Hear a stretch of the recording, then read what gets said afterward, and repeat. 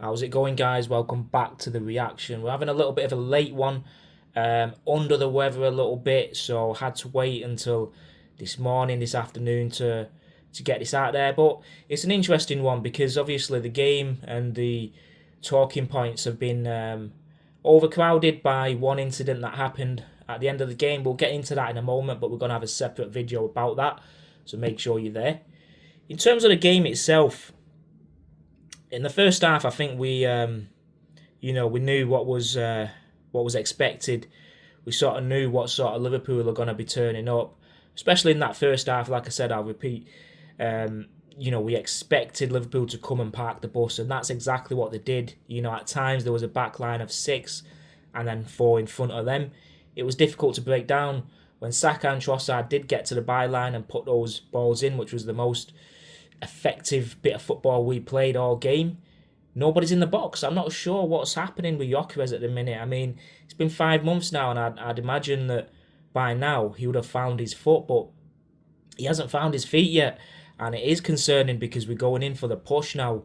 The last few final laps are here, and we've got to find a way to get through every game. But I think in the last couple of seasons, we played Bournemouth away, Liverpool at home. We might end up winning the Liverpool game, drawing the Bournemouth one. It's happened vice versa. We'll take the points considering a few weeks ago we was second going into the Everton game. After we won, we was 2 points ahead.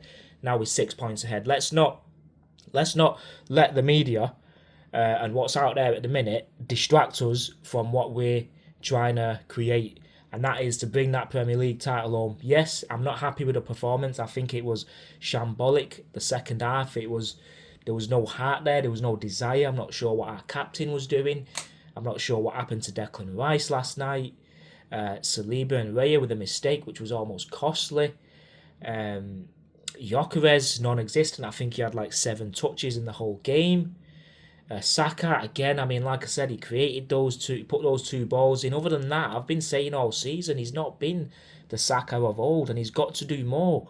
If you want to get this league title home, you've got to do more. You've got to have, you've got to win these games for us. You have to. I mean, you're going to be on like a 300 grand contract sooner or later, and if you're not scoring, your input has got to improve.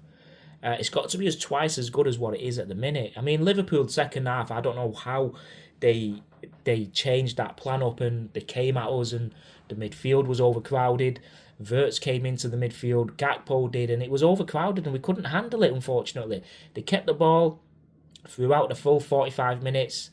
We didn't even have a shot until like the final minutes of the injury time.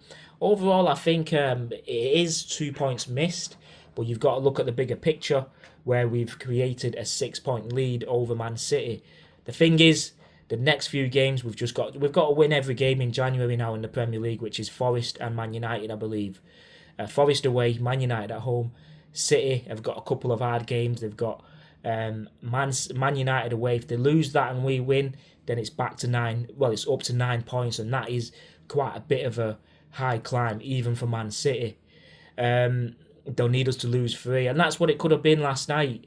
But unfortunately, we didn't take the opportunity, and I'm really unhappy about that. Obviously, we've got to let it out of our system. It's a reality check, and I think all in all, I think all the players should be disappointed, and I wouldn't say ashamed of themselves, but they should not be happy with themselves the slightest. I mean, that wasn't a turn up at all. I think Mikel Merino is the option up front until Havertz is back, because Gyökeres is just, it's like we're playing with 10 men at the minute. 7 touches, occupying the defence here and there. You've got to do more as a 65 million signing coming in, meant to be our focal point. You've more or less played every game.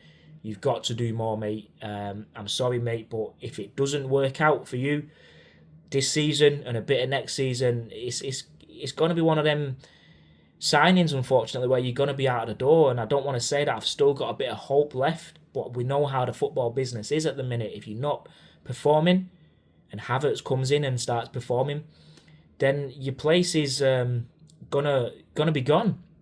So you've got to do more, mate. You really have. The Martinelli situation, like I said, obviously, We're going to get into that in a separate video, but just briefly, Martinelli obviously wasn't to know Conor Bradley was injured. It's a severe injury. He's not to know at all. Bradley rolls onto the pitch for some reason, and Martinelli's obviously got emotional and thought, right, we're trying to win the game here.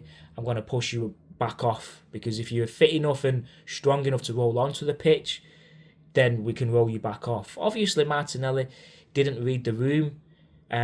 He got it wrong and he's apologised for it. So we move on. We move on for it. There's no need in the media coming attacking Arsenal and Martinelli and our fan base and our manager, all because of one bit of action that happened at the end of the game. I think it is diabolical, and I think it's personal.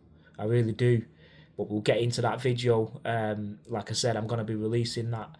So there's not much more to say. It's disappointing. We're not playing until next Saturday in the league. We've just got to let this game go and try again against Forest next week.